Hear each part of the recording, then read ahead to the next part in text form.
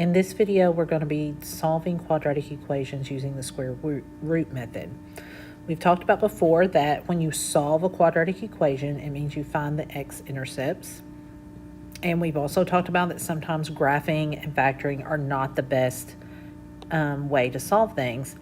And this includes a quadratic formula, even though it will work on everything. If the b is missing, so the b would be 0, sometimes you should use a different method. So putting a 0 into the quadratic formula can sometimes make it tricky to finish. So there is another way to solve them in this case. So what I'm talking about is instead of having ax squared plus bx plus c, you have something that is only ax squared plus c. So the bx part is simply not there. So you can see that on the example that we have here, 5x squared minus 3 equals 357, that if we added, or well, in this case, subtracted 357 and moved it to the left side to make it equal 0, we would not have a bx term. So there is a more simple way to solve this than the quadratic formula, because the quadratic formula does end up taking a lot of time. So we're going to follow the same steps that we use to solve a regular equation. So the first thing we're going to do is we're going to get x squared by itself. So I'm going to add the 3 and have 5x squared equals 360. And then I'm going to divide both sides by 5. So I get x squared equals 360 divided by 5 is 72. All right. Now, once x squared is by itself, then we have to do, so that part we've done before, getting x by itself. So step 2 is to take the square root of both sides. So to get x completely by itself without the square, the opposite of square is square root. So the square root of x squared is x. So now x is by itself. Well, in this problem, the square root of 72 is not a whole number. So that means we need to simplify the square root like we've done before. So to simplify this, I'm going to go over here and do 72 in the sled method.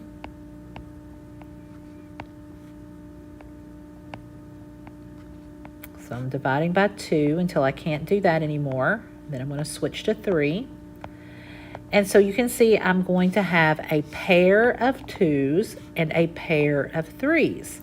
So that means that x is going to equal 2 times 3 on the outside, or 6, with a 2 left over to go back in the square root. So this 2 came from right there. Now, what you do also have to remember is that you have to use the positive and the negative of this answer. So your actual answer is negative 6 square root of 2 and positive 6 square root of 2. So that's your actual answer. Now, the reason that we have to do the positive and the negative is because even though our calculator only tells us the positive, the negative times the negative would also equal that same square. So, for example, if I did 7 times 7, I would get 49. And if I did negative 7 times negative 7, I would also get 49. So even though the square root of 49 in my calculator only tells me 7, negative 7 is also the square root of 49. So if I were to graph this, which I can do really quickly, you will see, so I would have 5x squared, and then I would have to subtract the 357, so I would have negative 360.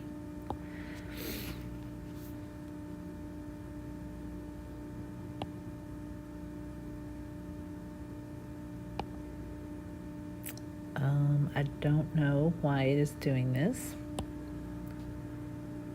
Oh, because I didn't do minus, I did negative. 5x squared minus 360. So you can see that this is really spread out, but you've got 1, 2, 3.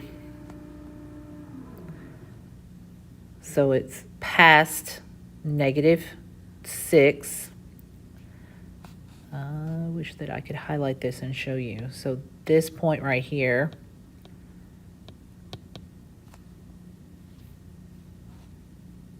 is out past -6, and then this other point right here is out past +6. So it's because it's being multiplied to that square root of 2. So you can't land there perfectly on it. Okay, so all of these are going to basically work the same way. Remember though, we have 3 types of squares. We have perfect squares. In fact, I wish I would have written this down somewhere. So our options are perfect squares, which will give us a number.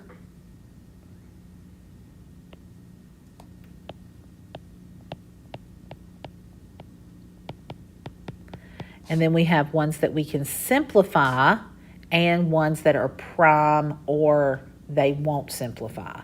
So make sure that you're paying attention to what you're doing. Okay, I'm going to go ahead and work these out. So I'm going to add 2. So I'm going to have 4x squared equals 100. Then I'm going to divide by 4.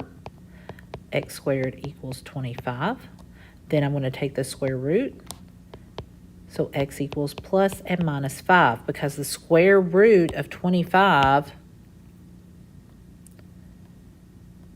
is 5. So that means I need the positive and the -5. So make sure that if your calculator gives you a number, you no longer have a square root in your answer. That's been a big problem that we've encountered. Okay, then I'm going to add 9 over here and have 10x squared equals 270. Then I'm going to divide both sides by 10, so x squared equals 27. When I take the square root this time, 27 is not a perfect square. So that means I need to see if I can simplify it like I did right here. So I'm going to do 27. And 27 won't divide by 2, but I can divide it by 3, so that's 9.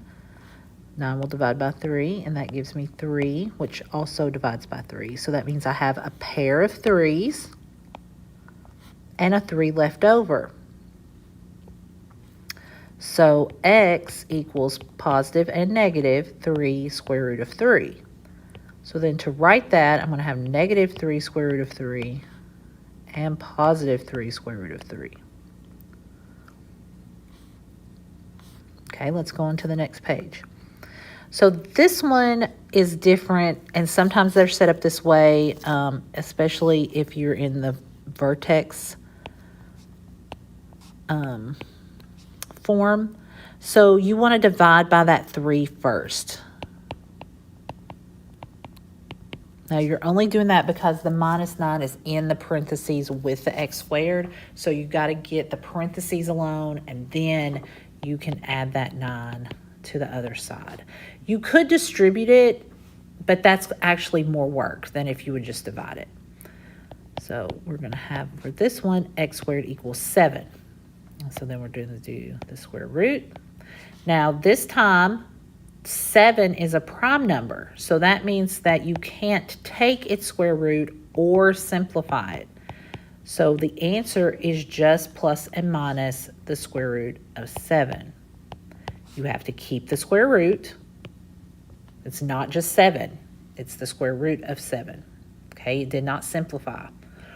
Now, make sure you've got negative in front of your first one right here, and it does not go in the square root. It's outside the square root. All right, this one, we're going to divide 0 by 5. 0 by 5 is 0. So then we're going to add 9. And so we have x squared equals 9. And then we're going to do the square root. And the square root of 9 is 3. So we've got plus and minus 3. Now, notice that these are different. Okay, 9, you can actually take the square root and get the whole number 3. 7, you can't take the square root, so the answer has to include the square root. If you can do the square root, you no longer have it. If you can't do the square root, then you got to keep it. So make sure that you're getting this right, because these two problems are the easiest and also the most missed. All right, so now we're going to subtract 2. So we're going to have 8x squared equals 288. And then we're going to divide both sides by 8. So x squared equals 36. And then when we go to take the square root of 36, we get 6. Whoops, that did not mean to do that.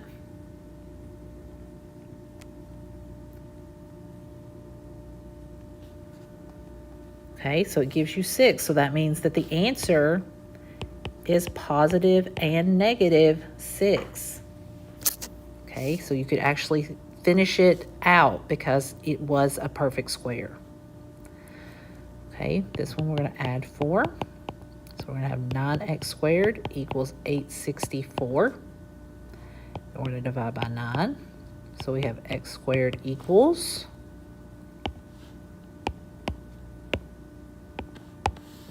96. 96 is not a perfect square. So that means that when we do the square root section right here, we're going to need to see if we can simplify it. So 96 will divide by 2, and I believe that's 48. And then 48 will divide by 2. 24 will divide by 2. 12 will divide by 2. 6 will divide by 2, and then we have a 3 left over at the end. So you do have 2 pairs of 2's and 2 and 3 left over. So that means that the square root of x squared is x. We have positive and negative 4 square root of 6. So 2 and 2, a pair of 2's and a pair of 2's gives us this 4. 2 times 2 is 4. And then we put 2 and 3 back together, and 2 times 3 equals 6 on the inside. Okay? So then if we were going to write this as a solution, we would have negative 4 square root of 6 and positive 4 square root of 6, like that. Okay, so the simplifying seems to not be giving you any trouble anymore, which I'm super thankful to see that. But don't let yourself get so wrapped up in the simplifying that you miss these other 3 on this page that are easy, because either they don't simplify at all, like the square root of 7, or they're perfect squares and give you an actual whole number answer. All right, and these last 2, these are special situations. So again, I'm going to start by dividing by negative 2. So I have x squared plus 6 equals, and that's just going to stay 5 over negative 2. It doesn't simplify. And so then I would subtract the 6. And so x squared would equal 5 over negative 2 minus 6 negative 17 over 2. Well, let's see if it will give me a answer. It doesn't. So this is not going to work because you cannot take the square root of a negative number. If when you get x squared by itself, the number that you're trying to take the square root of is negative, then it is no solution. Now you have to still work it and get x squared by itself, because sometimes at the very end you're going to divide by a negative or multiply by a negative or something else to make that become a positive number. So you can't assume that it's no solution until x squared is by itself. All right, and then this last one, I'm going to subtract 10. So you get x squared equals negative 4. But think about, what does it take to get a negative 4? A positive 4 is a perfect square. So you can do the square root. Oh my goodness, why does it keep doing this? You can do the square root of 4 and get 2. How do you get a negative 4? Well, think about, if you did 2 times 2, you would get 4. And negative 2 times negative 2, you would get 4. To get a negative 4, you have to do negative 2 times positive 2 to get negative 4. So the definition of a perfect square is it's the result of a number times itself.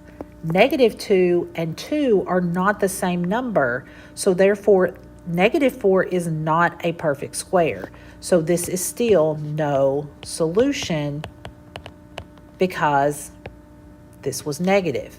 It doesn't matter that it's a 4. The negative makes it be no solution. And then you can always write that as the circle with the line through it as no solution as well if you want.